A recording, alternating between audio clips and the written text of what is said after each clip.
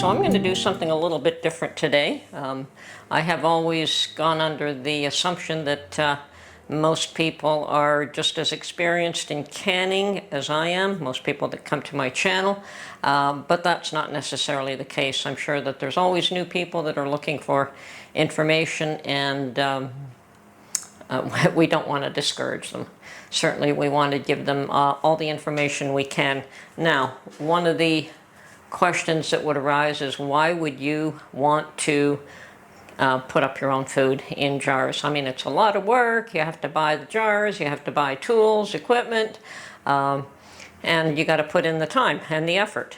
So why would you do it? Well, one of the reasons is that you know exactly what is in the contents of those jars, because you are the one who put something in there. Now, my cranberry orange, I know that I just put orange extract, cranberries, and sugar in there. I know that. My tomato puree, I put nothing in there but the tomato. Peaches, sugar and peaches, nothing more. Chicken, I don't even know if I put in any salt in that, just straight chicken. Sweet potatoes, just sweet potatoes, perhaps a tiny bit of salt, maybe not. Corn on the cob that I stripped and just put in the jar. Now, chili, that is my own chili recipe, and bottom line is that whatever the recipe you want to use for chili, you can do that and can it up. And my world famous French fries in a jar, certainly you can do that as well. Now, I have these items here, which, okay, I have split these items into two categories. These all must be pressure canned. These can all be water bath canned. And for water bath canning, you could use any large pot that you have in the house. I know you can get a water bath canner, but if you've got a large pot, as long as you can put the water an inch or two above the top of the jar, you can use that as a water bath canner. So it costs you very little. So this is another, most fruits, and tomato is considered a fruit. Now, people will tell you today to add some lemon juice to your tomato, because it used to always be that you could water bath can that. Now they fluctuate between you can, you can't, you can, you can't. I still prefer to water bath can it, so I will put a little bit of lemon juice in mine if necessary.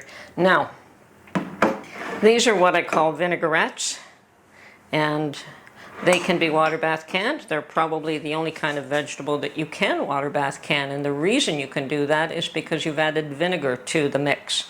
And the vinegar will allow these items to be water bath canned as opposed to necessarily pressure canned. And I don't make a lot of vinaigrettes, but those can be water bath canned and they're a little bit less work. Now, perhaps you don't pay too much attention to what ingredients are in your canned goods, and that's fine. It's really, I'm not telling anyone they should or should not use canned goods. I use a minimum amount of canned goods. I bought this cooked ham just to have something in stock, but I do not eat a lot of that.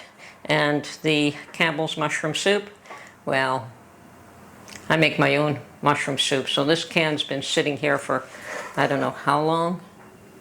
Yeah, best before 2020. Anyway, that's neither here nor there. I don't even have too many of these left, but I do have a few cans in my cupboard. Now, what ingredients are in here? Let's see if I could find that. Okay, water, mushrooms, canola or soybean oil, wheat flour, cream, corn, starch, salt, modified milk ingredients, I don't know what that is, soy protein isolate, monosodium glutamate, tomato paste, spice extract, barley yeast extract, dehydrated garlic. Okay, lots of stuff that goes in there. I mean, they taste good, but a lot of stuff in there, and some that maybe you might not want. Okay, in the cooked ham, we have ham, water, salt, sugar, sodium phosphates, carrageenan, sodium ascorbate, sodium nitrate, and may contain milk. Okay? So some of these ingredients, I have no idea what they are. I would have to get on the internet and look them up and see what they are. I suspect some of them are preservatives as well, which is fine.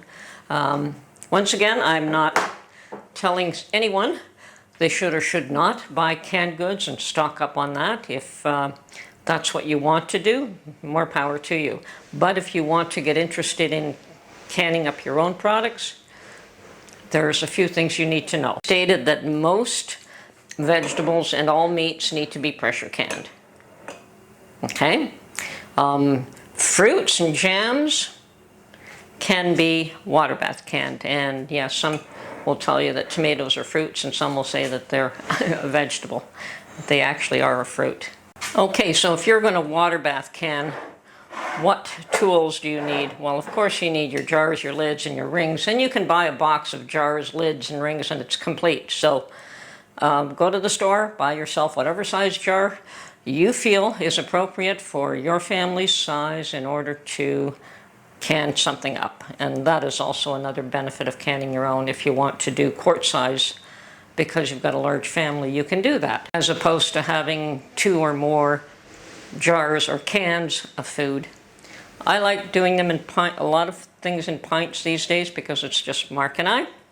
So yes, we used to do a lot of quarts, not so much anymore. So I have a lot of quart jars that are not being used except for something like my French fries. I do put some tomato puree in them, so when I'm doing a large batch of lasagna, I may go through 3 or 4 large jars, quart jars of tomato sauce. And when I make chili, of course, you're going to be using a lot of them. So I do can up some in the large jars, but I have so many quart jars that go unused. But that's part of the process. I believe I've stated, but if I haven't, I'll reiterate that you can water bath can in any pot that you have that is large enough that will cover the tops of these jars with water. So you fill up the pot and you put water up to 1 inch to 2 inches above the tops of your jar. And as long as you can get that much water in the pot, you can use that as a water bath canner. Or you can go out and buy a dedicated water bath canner. They're actually fairly inexpensive. Okay, let's talk about pressure canners. There are 2 main models on the market. There are certainly a whole bunch of other ones, but I'm familiar with the 2. The most expensive and the most sought after is the All-American canner that comes in a number of different sizes. It is very heavy and probably would last a lifetime. And if you've got the funds, certainly buy that one if you want. Myself, I actually was gifted. When I wanted to get into pressure canning, I couldn't find a pressure canner in Canada, believe it or not, and my children ordered it for me online. And it's just the Presto, and the Presto works just fine. It is a less expensive model. It's a lot lighter. So there is some value to it when you're lifting it or washing it out. It isn't really, really heavy. And for somebody who's thin and small like me, the weight does matter. So I do have a video where I go through how, all the features and functions and how to use the Presto canner. But the thing that you have to remember, of course, is that your rubber seal is clean and properly in place, that you can see through the eyelets of the lid over here. But as I said, I do have, yes, I can see through that. I do have a full video, and I will link to that on how to use these. Now, I highly recommend that you follow manufacturer's instructions on how much water to add and how to use these things. Mine, because of the size and what it is, or 3 quarts of water. I do tend to put maybe a little tad more, which is fine, but 3 quarts of water is necessary for this to function properly. And it comes with everything you need. It comes with 1 tray that you can put at the bottom. Now you can purchase a second one if you're going to do 2 rows. If you're going to do quarts, you cannot put 2 rows, but if you're going to do pints, you can. And it also comes with a 15-pound weight. Now, this will work, and I used it for years. Unfortunately, what I found with that is that I babysat the process the whole time using that weight, because I only need 10 pounds pressure, not 15 pounds pressure. So I would regulate it by the use of the, let's see, by monitoring the gauge, okay, by monitoring this gauge and adjusting the heat source underneath the gauge. Let me see if I can, yeah, there it is. Mine has a gauge there. Then my sweet little daughter wanted to loan me hers, and she's got exactly the same model, and with that she had one of these, and it is the jiggler. It is also a 15-pound weight. But the difference here is that you can remove rings. So the initial piece is 5 pounds. You add 1 ring, it's 10 pounds. And you add the second ring and you've got 15 pounds. Now I just need to take 1 off, and I use 10 pounds. And when that jiggles, just gently jiggles, I know that I've got 10 pounds pressure going in that canner. And I do verify between the gauge and the jiggler. The gauges do go out, so I don't rely on the gauge anymore. This is an old unit, but it's worked very well for me. Costs very little. And it'll keep going forever. I think the only thing I had to replace was the rubber seal, and all these parts, like every part that you may need, is replaceable on this. And that's why I like this particular unit. I think that the All-American canner is much the same, that if you need a part, you can find it. What else do you need to do pressure canning? Well, okay, you've got your jars. You buy a box of jars from the store, so you've got your jars, your lids, your rings, and you've got your pressure canner and a weight. Whether you go with the one that came with the unit or you buy a secondary one, that's fine. And you've got your tray, which you put at the bottom of the canner, and a second one for a second layer. So what else do you need? Well, you need vinegar to clean the rims of your jars.